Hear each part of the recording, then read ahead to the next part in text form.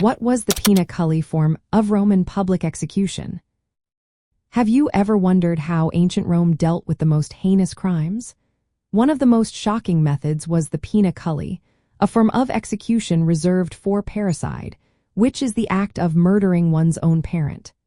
This punishment was not just about ending a life. It was a ritual filled with symbolism and public spectacle. The condemned individual faced a terrifying fate. They were sewn into a large leather sack along with several live animals. Traditionally, this included a dog, a snake, a monkey, and a rooster. The idea was to create a horrifying scene where these animals would attack each other, adding to the suffering of the person inside the sack. This gruesome combination symbolized the unnaturalness of the crime they committed. Before being placed in the sack, the person endured additional humiliations. They were often whipped with rods that were stained with their own blood, known as virgi sanguini. Their feet were fitted with wooden shoes, which were believed to disconnect them from the earth, emphasizing their punishment.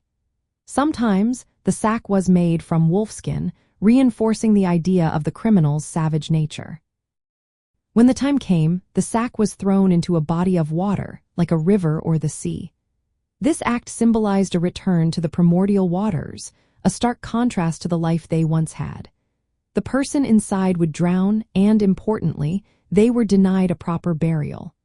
Their bones were mixed with those of the animals in the sack, stripping them of any honor even in death.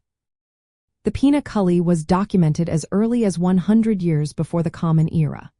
Initially, only snakes were mentioned, but by the time of Emperor Hadrian in the 2nd century of the Common Era, the full set of animals became standard. This method of execution fell out of favor by the 3rd century of the Common Era but saw a revival under Emperor Constantine, with some modifications. This form of execution was not merely a way to punish a criminal.